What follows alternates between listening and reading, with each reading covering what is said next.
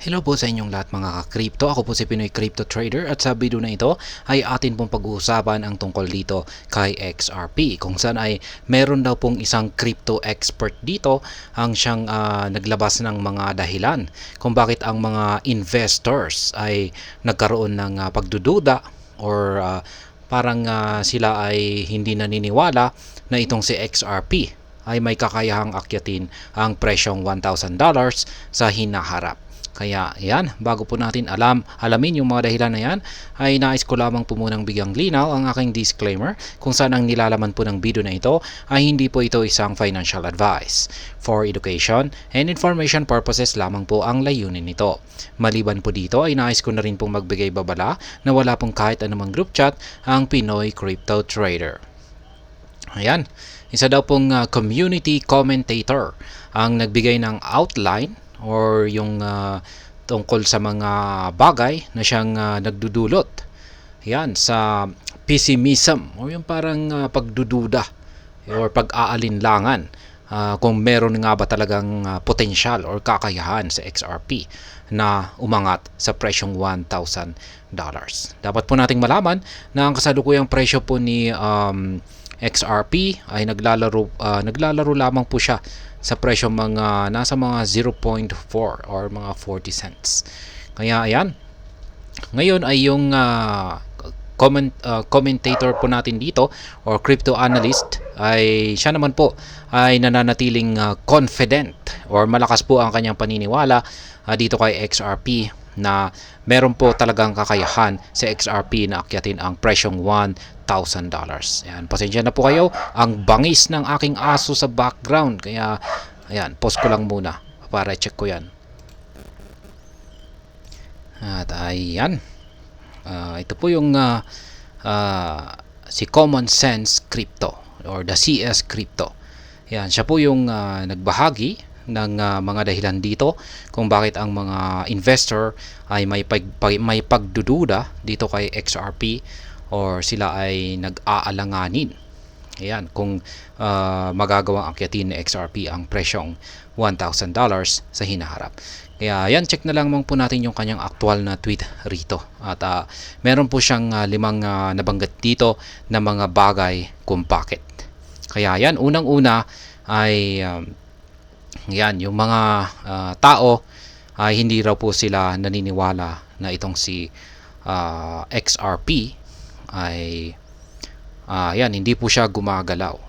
Kaya, at wala raw bangko ang gagamit nito. Kaya ayan, sa mga ayan, medyo matagal-tagal na rito sa pag-uobserba kay XRP ay yan na nga, yung kanyang performance ay hindi po gaanong gumagalaw kasi. Kaya may mga maraming nagsasabi na stable na yung kanyang presyo. Yan, hindi po siya nagbabago. At yan nga, i-check po natin yung kanyang chart ay at saka i-compare po natin sa ibang mga altcoins ay yung kanyang performance ay parang nagko-consolidate lamang. Matagal na pong ganyan yung kanyang performance. At maliban rito ay wala raw pong bangko ang gagamit dito kay XRP. At yan, sa mga hindi po nakakalamay, si XRP ay ang pangunahing gamit po talaga nito ay isa po siyang payment system. Yan po yung talagang pinaka-focus ng XRP bilang utility nito. At kung maraming bangko ang gagamit nito ay yan, dyan po talaga siya magkakaroon ng matinding paglago. Kasi yung pag maraming gagamit dito ay magkukos po ito ng demand para umangat ang kanyang presyo. Pero marami raw pong mga tao or mga investor ang hindi naniniwala na ang mga bangko ay gagamitin itong si XRP. Kasi yan na nga, medyo matagal-tagal na parang hindi pinapansin ng mga bangko itong si XRP. Yan, ang number 2 naman ay ang kanyang nakalipas na market cap at saka cycle ay hindi raw po magbabago. Ayan, ganun pa rin. Kaya tinuturing siyang isang kung hindi po lumalago yung kanyang market cap ay ayan, mananatili lamang po yung kanyang presyo. Ayan, at number 3 ay ang paniniwala na ang 100 billion na XRP ay sobra. Yan, napakalaki raw ang 100 billion na amount ng XRP. At number 4 ay ayan, magkakaroon ng sariling system. Yan, magkakaroon ng sariling system na hindi kailangan ni XRP. Yan. Kaya number 5 ay ang Ripple naman ay minamanipulate daw ang presyo ni XRP sa pamamagitan po ng pagbibenta ng kanilang XRP.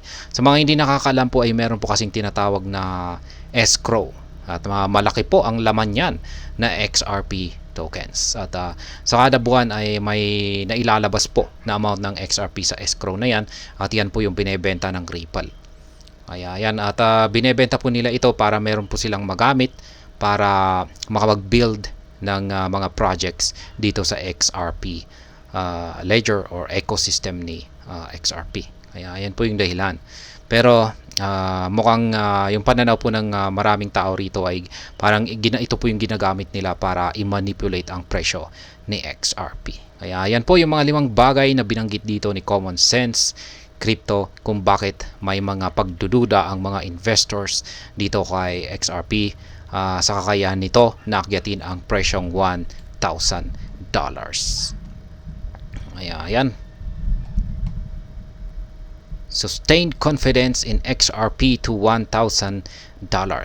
Yan, ayon po kay Common Sense ay siya, gayon pa man, maski ganyan po yung mga bagay na nakikita ng majority ng mga investors dito kay XRP, ay siya pa rin po ay nananatiling optimistic or positibo ang kanyang pananaw dito kay XRP. At siya ay naniniwala na mayroon pong kakayahan itong si XRP na akyatin ang presyong $1,000 or higit pa sa hinaharap.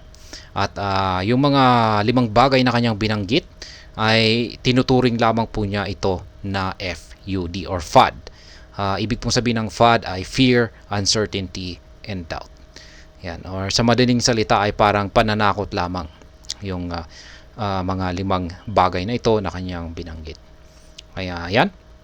At hanggang dito na lamang po tayo sa video na ito. Sana po ay inyong nagustuhan ang aking paliwanag sa video na ito. Kung inyo po itong nagustuhan ay pakiclick lamang po ang like button nito. Para naman po sa mga bago lamang dito, kayo po ay aking inaanyayahan para mag-subscribe.